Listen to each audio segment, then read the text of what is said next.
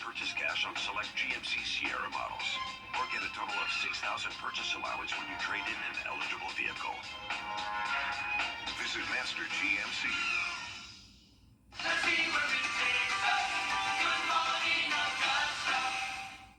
The Live 5 for 6 Skyview Network, sponsored by Terry Lambert Hyundai.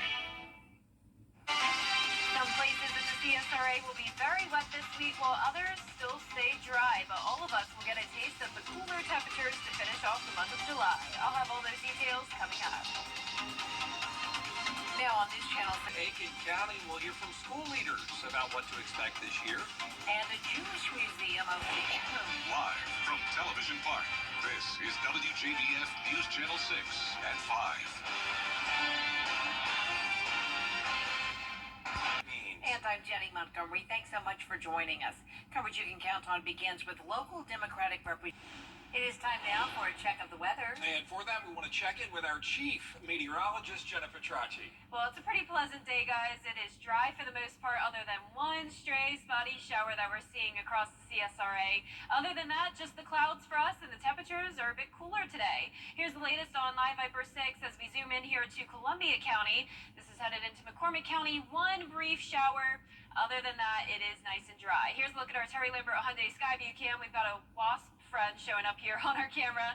But other than that, you can see the clouds out in the distance there. Puffy cumulus clouds for us today, with our temperatures in the upper 80s to low 90s. 91 in Millen and Louisville, 88 in Allendale, McCormick at 90 degrees. Augusta just made it to the 90-degree mark. 89 in Lincolnton and 91 in Waynesboro. The heat index is still a bit hotter than the actual air temperature, feeling like 101 in Bamberg, our hottest spot, 99 in Barnwell, and 97 in Aiken. So when you factor in the very high dew points we're having today, it is still feeling like a hot summer day. Winds are coming in from the south, bringing in moisture, 10 miles per hour in Aiken, 9 in Augusta, 8 in Barnwell. And as we take a look across the southeast, you can see a lot of green and red popping up here on satellite and radar. And it's all due to this stalled frontal boundary to the north of us. That's what's providing us with a little bit of lift in order to have those showers and storms pop. But since it is still far to the north of us, those rain chances are staying minimal tonight. Overall, partly cloudy and dry over the next few hours, going down to 84 degrees at 8 o'clock. And later on this week, we'll continue to see a lot of high temperatures only in the 80s. So I'll have a look at that 10-day forecast coming up, but back to you. All right, Jenna, thanks. Richmond County students heading back to school August 6th, but one school isn't ready to open its doors just yet. Tonight, there's going to be an information session for parents whose children are zoned for the new Bel Air Middle School. Construction running about 6 to 8 weeks behind, so all students are going to start their school year at the former Langford Middle School. Tonight's information session starts at 6 at Bel Air Elementary. Thousands of Aiken County students are back in the classroom for the start of a new school year. Aiken Bureau Chief John Cabbage-Talk has more now on what parents and students can expect. After touring schools Monday, leaders say everything's running smoothly. We are so excited. We got off to a great start, a smooth car line and smooth buses, and everybody's in their classes ready to learn. The first day of school in Aiken County kicked off without a hitch for more than 23,000 students. New Superintendent Dr. Corey Murphy visiting schools with new leadership to check in on their progress. We're trying to get a mix of middle, elementary, and high schools, and we're a little bit delayed because it's just so much to see as we walk around schools. We allowed about 20 minutes per school, but it's just never enough time for him to spend some time with the principal. Leaders mentioned last year's wins, like the new school calendar and block scheduling for high school students. But they're still working on challenges like keeping teachers and finding more substitutes. It always happens where our teachers may need, a day off to handle, doctor's appointments or something of that nature. If someone is interested in spending some time with our students, it's a wonderful program. The pay is excellent. A cell phone ban could hit South Carolina schools in 2025, but for now in Aiken County, the policy remains the same. Upper grade students can use their cell phones between classes and at lunch. There's a different code of conduct for elementary, middle, and high, and you'll see in there our current cell phone policy. Should there be any changes to that, which we do anticipate coming down from the state level, those would be updated there as well. The district also has a new way for parents to connect with staff.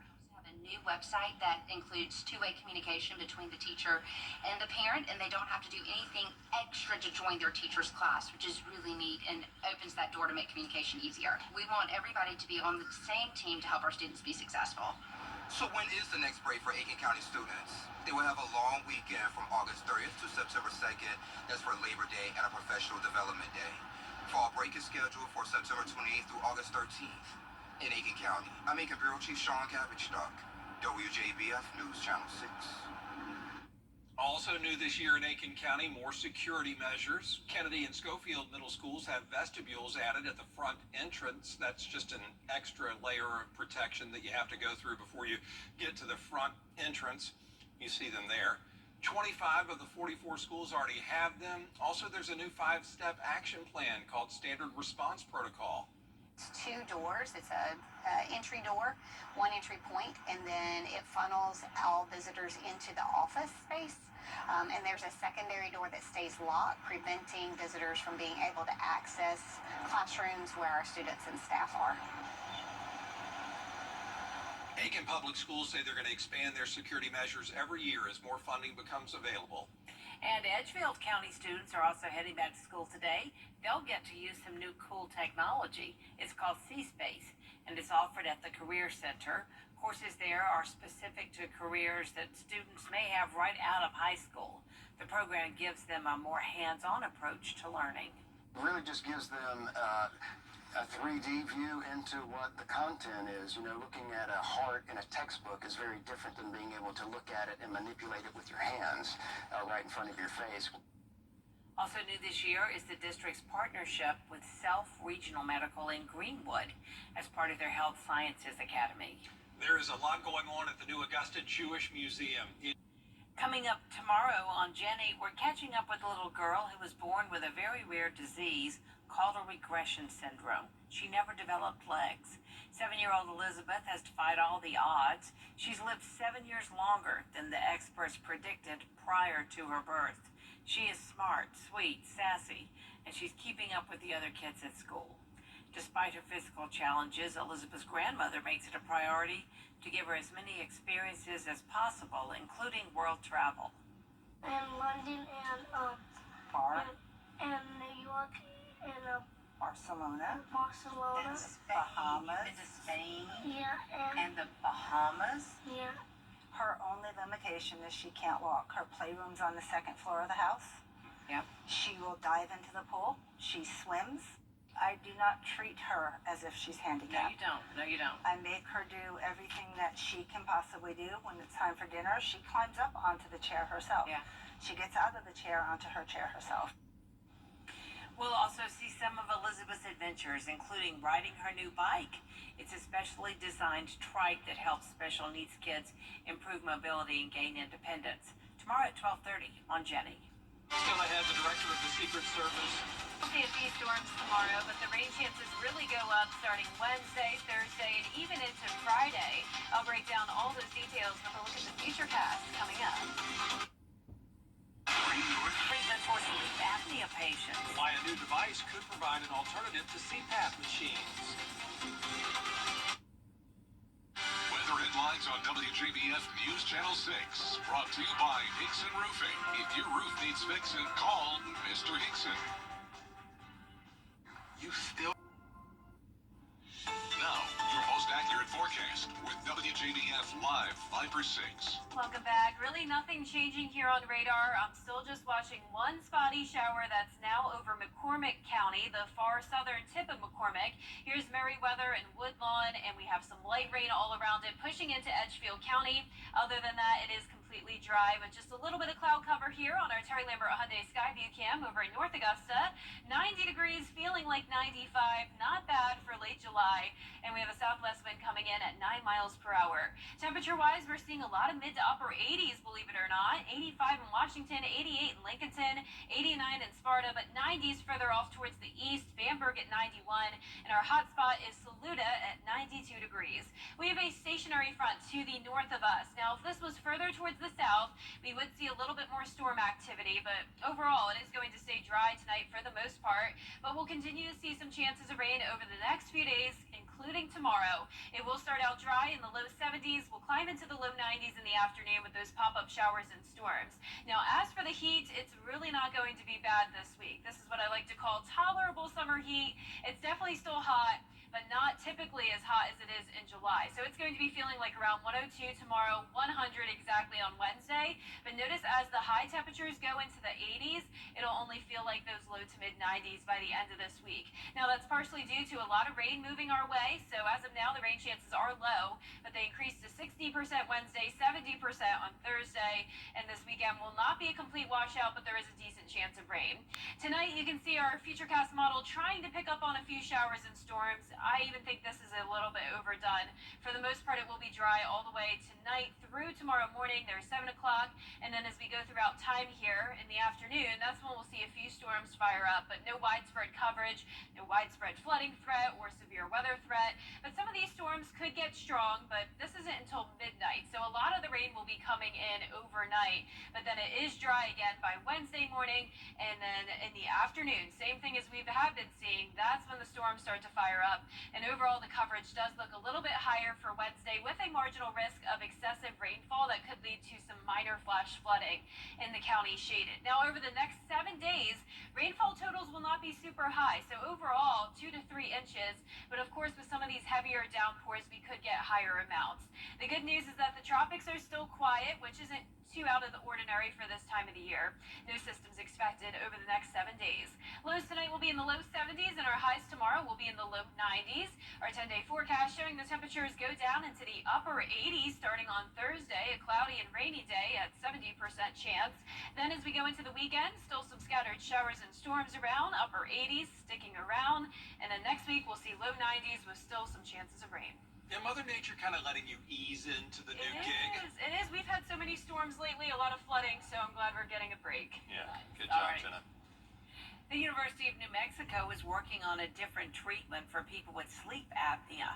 It's a surgical procedure to implant a device called Inspire into the chest with a wire that goes to the neck. The device then prevents sleep apnea symptoms, similar to how a pacemaker works. It's intended for patients who haven't had success with other sleep apnea treatments. The surgery is targeted for patients with sleep apnea, people who have trouble keeping their airway open when they're asleep. There's been a device for many, many years called a CPAP that many people are familiar, which is a positive pressure device that's a not surgical treatment. But some people can't use that for whatever reason. The hospital has already performed surgeries installing the Inspire device. Recent changes in insurance will make it more widely available. Up next, a fitness class with a couple of iconic dance groups. How the Cowboy cheerleaders and the Rockettes are helping New Yorkers get in shape. At Tile Center, we deliver exquisite tile and stone, expert advice, innovations in materials, and extraordinary value. We've been bringing your visions to life since 1961. So, why Tile Center? Well, Tile Center once again is the winner of the Best of Home Award. Come see why for yourself at any of our locations: Augusta, Martinez, Statesboro, or Aiken, or online at tilecenter.com. Tile Center, your tile and stone experts.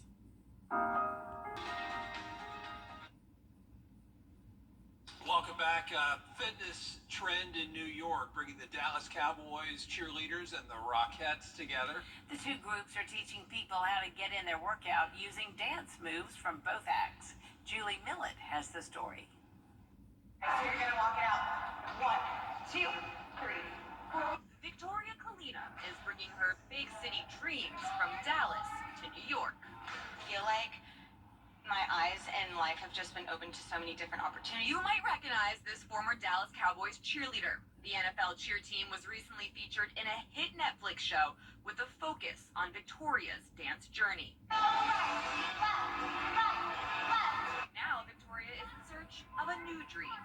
My other one right there, if not just maybe a little bit past, was Radio City Rockettes. She's training at Fusion Exercise Incorporated alongside director and former Radio City Rockette, Rhonda Malkin. I've been teaching since I was 15 years old, and that helped my single mom pay for dance classes. And now this former Rockette and former Dallas Cowboys cheerleader are joining forces. They're offering a special fitness class, and Victoria is leading the way. Anyone can come by and try out some moves, even beginners or TV reporters like me. Right, left, up, down, then left, right, up, down. Class is fitness focused and incorporates cheerleader dance moves that make the workout fun. She is amazing and truly inspiring. And as far as her Rockette dreams, Victoria says she's still got a lot to learn, even with her NFL background. Oh, it's gonna take a lot of just focus, discipline. And teaching this class is just one step along the way. I'm ready to work. I'm here to work. Well, we sure appreciate you joining us for News Channel 6 at 5. Dee is standing by with News Channel 6 at 5:30. She has a lot more coming up, including NASA looking into its next mission to the moon. Why this could be the next generation of moon exploration. As coverage you can count on continues.